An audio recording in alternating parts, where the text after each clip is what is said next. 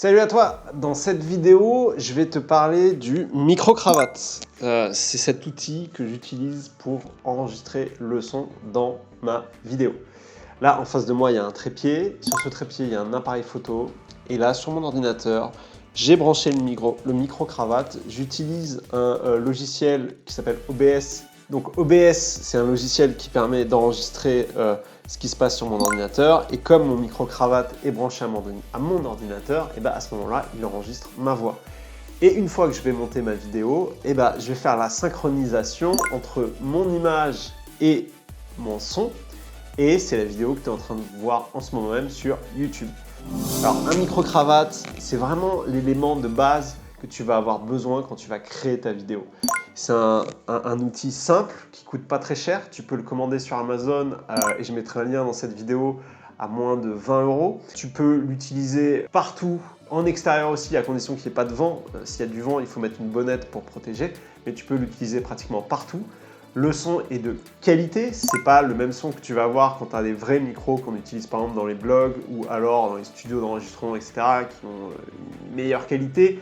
Mais sincèrement, pour faire des vidéos YouTube, un micro-cravate, quand tu débutes et même à un niveau où tu publies assez souvent des vidéos, c'est largement suffisant. Quand je vais faire de la voix off, d'une manière générale, je vais m'enregistrer avec un autre micro. C'est un micro qui coûte une cinquantaine d'euros. C'est pas forcément le micro le plus cher qui existe sur le marché, hein, clairement, mais tu as un son qui est un petit peu de meilleure qualité qu'avec le micro-cravate. Et ce micro, j'utilise en général pour créer des vidéos voix off.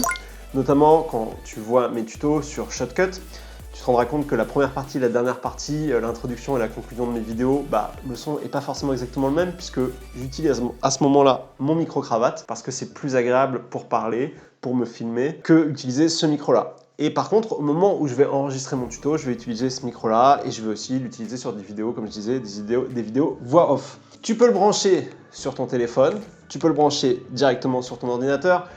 Sur les appareils photo, ces branchements, ces prises jack, il faut voir sur les appareils photo. Logiquement, tu peux aussi. Moi, je ne l'utilise pas directement sur mon appareil photo. Le plus simple quand tu commences, entre nous, c'est de le mettre directement sur ton téléphone. Maintenant, si c'est vraiment tes toutes premières vidéos et que tu as quand même envie de te lancer, publier sur YouTube ou sur d'autres réseaux sociaux, tu peux le faire sans micro-cravate.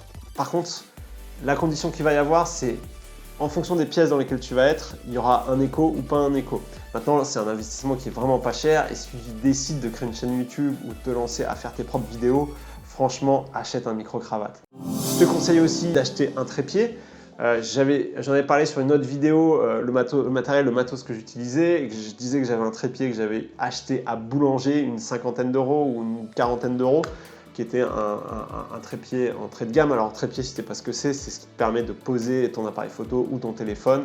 Ça a 3 pieds, tu peux régler la hauteur et à ce moment-là, tu peux faire ton enregistrement. Je vais aussi inclure dans cette vidéo une autre règle qui est extrêmement importante au moment où tu t'enregistres, c'est bien entendu de ne pas être à contre-jour. Qu'est-ce que ça veut dire ne pas être à contre-jour? Ça veut dire que quand tu t'enregistres, il faut que la source de la lumière soit derrière toi. Pour le dire simplement, les fenêtres dans la pièce où je me trouve sont derrière l'appareil photo qui est en train d'enregistrer. À ce moment-là, la lumière est bonne. Ensuite, là, j'ai pas de projecteur. Ça pourrait être de meilleure qualité, mais étant donné que j'utilise un logiciel professionnel qui s'appelle Shotcut en montage vidéo, je peux régler la luminosité. Mais la condition est bien entendu que au départ, tu dois avoir une configuration où la lumière est derrière, la source de la lumière est derrière, est devant toi puisque tu t'enregistres, mais derrière l'outil que tu utilises. Donc devant moi, les fenêtres sont devant moi. Et à ce moment-là, tu vas pouvoir augmenter la luminosité et ça ne se verra pratiquement pas. Maintenant, ça m'est arrivé de me filmer avec des spots, ça m'est arrivé de les utiliser, ça dépend des configurations. Quand la lumière est bonne, il y a de la luminosité dans cette pièce, j'en ai réellement pas besoin. Voilà, donc cette petite vidéo, c'était juste pour te dire, si tu crées des vidéos, achète-toi un micro-cravate. C'est tellement simple d'utilisation, ça fera une différence et tu prendras de plus en plus de plaisir à le faire. C'est l'investissement que tu dois faire. Et après, n'oublie pas, il y a ma formation Shotcut référente où avec la méthode un clip, une action, je te prends par la main et je t'apprends tout les outils à connaître sur Shotcut pour pouvoir utiliser ce logiciel de montage vidéo et faire des super vidéos. Si tu ne l'as pas encore, je t'invite à télécharger le module découverte où à l'intérieur j'explique comment télécharger le logiciel sur ton ordinateur, je t'explique le vocabulaire en montage vidéo et j'explique l'interface du logiciel Shotcut. Voilà, merci d'avoir suivi cette vidéo. N'hésite pas à mettre un like si tu l'as aimé et n'hésite pas à t'abonner à ma chaîne si ce n'est pas encore fait. Je te dis à bientôt pour une prochaine vidéo. Ciao!